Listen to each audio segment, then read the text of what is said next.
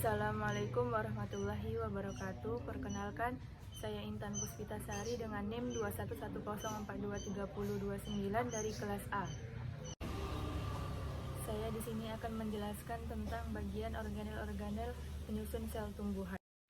Bagian organel penyusun sel tumbuhan diantaranya nukleus, retikulum endoplasma, ribosom, vakuola sentral, sitoskeleton, plastida, plasmaderma, dinding sel, membran plasma, mitokondria, perioksom, dan yang terakhir aparatus Golgi atau badan Golgi. Nukleus mengandung sebagian besar gen dalam sel eukariot.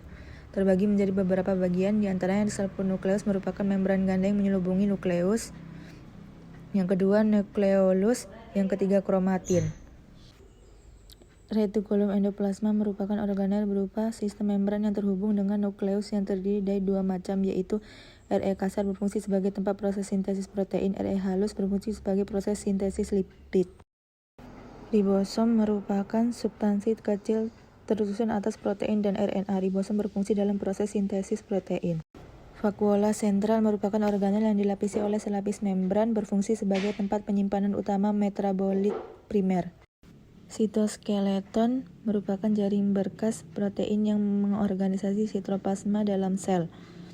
Memiliki beberapa komponen. Yang pertama mikrotubulus, mikrofilamen, filamen intermediate. Plastida merupakan organel yang dilapisi oleh dua membran. Beberapa jenis plastida yang ada di tumbuhan, yang pertama kloroplas, yang kedua kromoplas, yang ketiga leukoplas.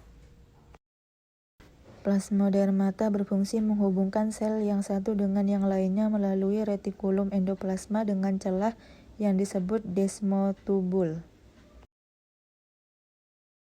Dinding sel merupakan bagian terluar dari sel tumbuhan. Dinding sel berfungsi sebagai rangka tambahan sel tumbuhan agar tetap mempertahankan bentuk serta sebagai pelindung dan pemberi dukungan struktural pada sel.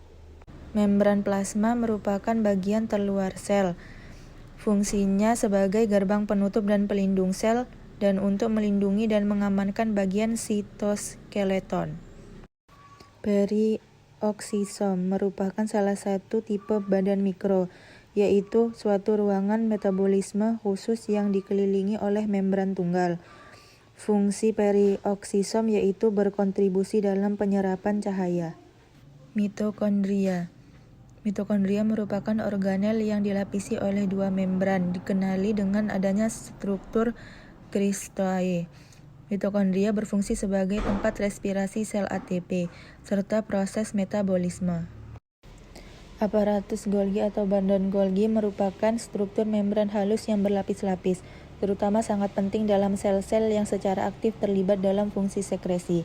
Fungsi aparatus Golgi diantaranya untuk membentuk kantung vaskula untuk sekresi, membentuk membran plasma, membentuk dinding sel tumbuhan, dan tempat untuk modifikasi protein.